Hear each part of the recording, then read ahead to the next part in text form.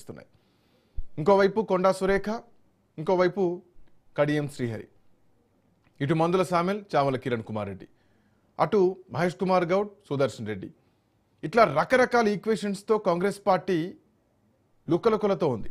దీనికి తోడు మీనాక్షి నటరాజన్ ఈరోజు వరుసగా రెండో రోజు డీసీసీ అధ్యక్షులతో సమావేశం ఏర్పాటు చేశారు. అందరితో ఒకరితో అంటే 1-to-1 ముఖాముఖి చర్చలు చేస్తున్నారు. సో ఏం జరుగుతోంది కాంగ్రెస్ పార్టీలో? ఆ అంశం అట్లా ఉంటే అటు బల్మూరు వెంకట్కు, అద్దంకి దయాకర్కు కేబినెట్ ర్యాంక్ హోదా కల్పిస్తూ ప్రభుత్వం జీవో జారీ చేసింది. ఈ జీవో జారీ చేసి 2 నెలలు అయింది. సో 2 నెలల తర్వాత ఈరోజు నిన్న ఆ జీవోకు సంబంధించినటువంటి కాపీ బయటికి రిలీజ్ కావడం జరిగింది. మరోవైపు విజయశాంతి ఎపిసోడ్ ఇంకో రకంగా ఉంది.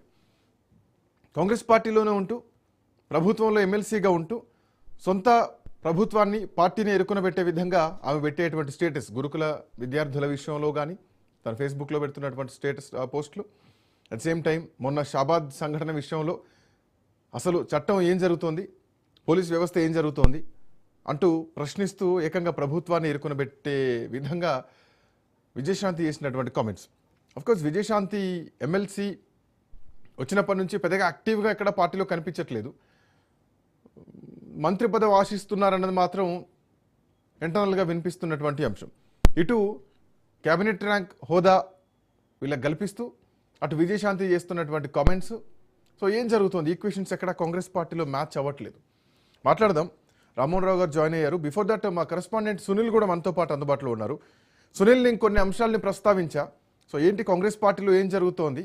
అసలు కేబినెట్ ర్యాంక్ హోదా కల్పించడం ఇప్పుడు ఏం అవసరం ఉంది? ఎందుకు ఈ జీవోని తీసుకురావాల్సి వచ్చింది? 2 నెలల తర్వాత ఈ జీవో బయటకు ఎందుకు వచ్చింది? అండ్ మోర్ ఓవర్ ఈ లుక్కలుక్కల్ని ఎట్లా చూడొచ్చు? ఎల్బీ నగర్ ఇష్యూ కానీ, వరంగల్ ఇష్యూ కానీ, అటు నిజామాబాద్ ఇష్యూ కానీ, అట్ ది సేమ్ టైం ఇటు నల్గొండ ఇష్యూ కానీ. సో ఎక్కడ చూసినా ఇట్లాంటి ఇష్యూసే కనిపిస్తున్నాయి. ఇంకా కొన్ని జిల్లాలకు మంత్రి పదవులు కూడా లేవు. సో ఏం జరుగుతోంది? రెండో రోజు కూడా మీనాక్షి నటరాజన్ ఇవాళ డీసీసీ అధ్యక్షులతో భేటీ అయ్యారు.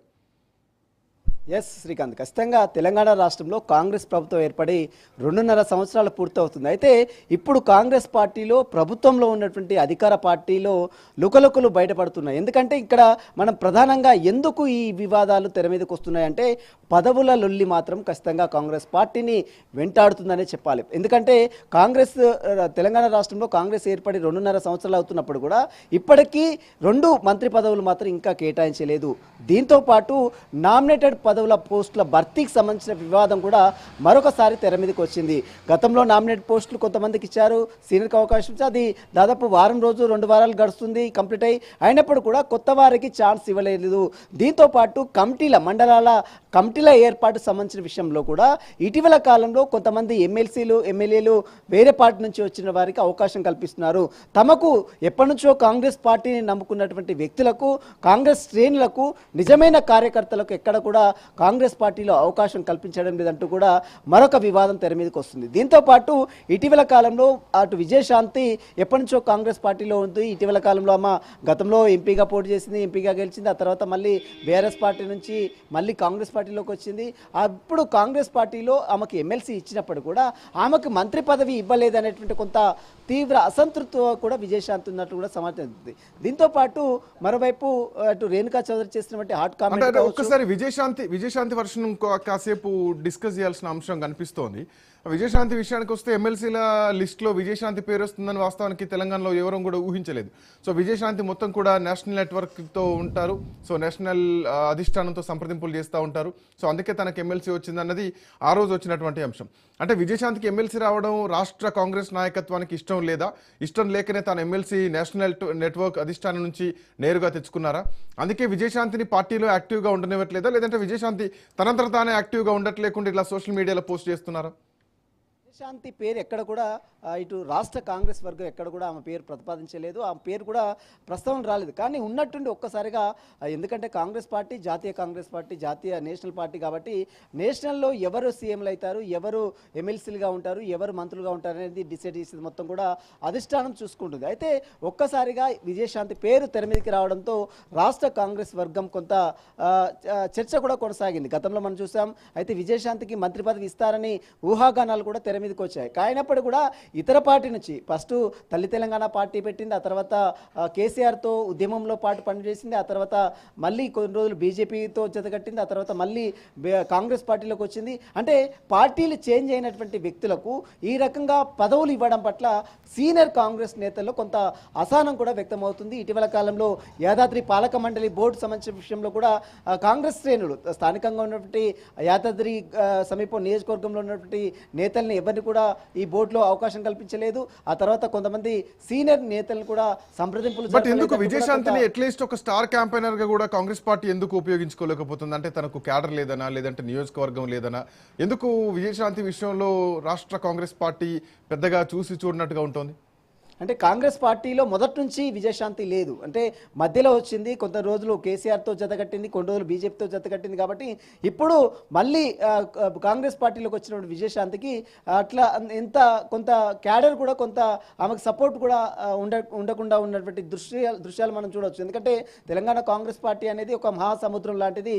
అందులో చాలామంది సీనియర్ మహా నేతలు హెమాహెమీలు ఉన్నటువంటి పరిస్థితి మనం చూడొచ్చు. కాబట్టి ఈ విజయశాంతి స్టార్ క్యాంపెయిన్గా అంటే ప్రతి ఒక్క కాంగ్రెస్ పార్టీలో ఉన్నటువంటి ప్రతి ఒక్కరు కూడా స్టార్ క్యాంపెయిన్. కానీ విజయశాంతికి విషయానికి వస్తే మాత్రము ఆమె ఒక నటిగా, ఆమె ఒక తెలంగాణ ఉద్యమకారిణిగా, ఎందుకంటే అప్పట్లో కేసీఆర్ మరి విజయశాంతి ఇద్దరు మాత్రమే తెలంగాణ రాష్ట్రం కోసం పోరాడిన దృశ్యాలు మనం చూసాం. అయితే ఇప్పుడు ఉన్నటువంటి ఈ క్యాడర్కి విజయశాంతి కొంత గ్యాప్ అయితే ఖచ్చితంగా ఉందని చెప్పవచ్చు. దీంతోపాటు కాంగ్రెస్లో అటు మంత్రి కొండా సురేఖ వివాదం కావచ్చు, కడియం శ్రీ వివాదం కావచ్చు, మరోవైపు తుంగతుర్తి సంబంధించిన వివాదం కావచ్చు, ఈశ్వరమాబాయి సంబంధించిన వివాదం కావచ్చు, ఇవన్నీ కూడా కాంగ్రెస్ పార్టీని పూర్తిగా కుదిపేస్తున్నటువంటి పరిస్థితి కనబడుతుంది. ఇప్పటికైనా అధిష్టానం అయితే చాలా సీరియస్గా ఉంది శ్రీకాంత్. ఎందుకంటే గత 2 రోజుల నుంచి కూడా అటు డీసీసీలతో వరుస సమావేశాలు నిర్వహిస్తుంది. ఈరోజు రెండోసారి కూడా 1-to-1 సమావేశం నిర్వహిస్తుంది. ఈ నెల 17వ తేదీన మంత్రులతో, ఇన్ఛార్జ్ మంత్రులతో కూడా మీనాక్షి నటరాజన్, మహేష్ కుమార్ గౌడ్ కూడా వరుసగా సమీక్షలు నిర్వహిస్తున్న అవకాశం ఉంది. కాబట్టి కాంగ్రెస్ పార్టీని మాత్రం ఈ యొక్క లుకలుకలు వెంటాడుతూనే ఉన్నాయి. రానున్నటువంటి జిహెచ్ఎంసీ ఎన్నికలు కావచ్చు, రానున్నటువంటి ఎంపీటీసీ, జడ్పీటీసీ ఎన్నికలు కావచ్చు, 2029 ఎన్నికలు, అసెంబ్లీ ఎన్నికలు కావచ్చు, వీటన్నిటిని కూడా ముందున్నటువంటి సవాళ్ళని పరిగణించాలంటే ఇలాంటి లుకలుకలు మొత్తం కూడా సార్ట్అవుట్ చేసే దిశగా కాంగ్రెస్ పార్టీ అడుగులు వేస్తుంది. Srikanth, thank you Sunil, thanks for joining. So మొత్తానికి కాంగ్రెస్ పార్టీలో ఏదో జరుగుతోంది, ఇంటర్నల్గా సతమతం అవుతోంది. ఎందుకంటే మనం చూస్తున్నాం ప్రతి జిల్లాలో, ప్రతి నియోజకవర్గంలో ఇట్లాంటివి ఉన్నాయి. ఇప్పుడు ఏకంగా మీనాక్షి నటరాజన్ వచ్చి ఈరోజు 1-to-1 మాట్లాడుతున్నారు.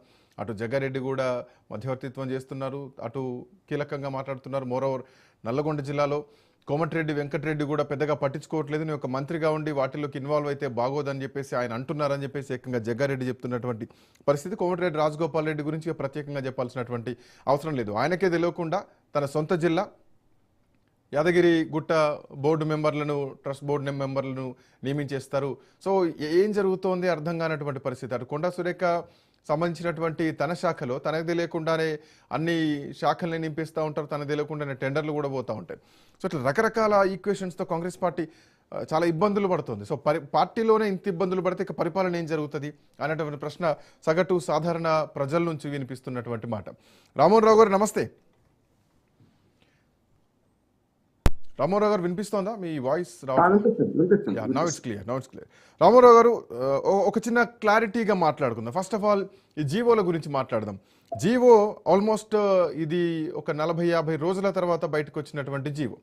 గతంలో ఉన్నటువంటి సిఎస్ ఇచ్చినటువంటి జీవోను ఇప్పుడు బయట తీసుకురావడం జరిగింది, జీవో నెంబర్ 570. సో ఇక్కడ ఎమ్మెల్సీగా అద్దంకి దయాకర్ను, అటు బల్మూరి వెంకట్కు ఇద్దరికి రాష్ట్ర మంత్రి హోదా కల్పిస్తూ వాళ్ళకు జీవో జారీ చేశారు.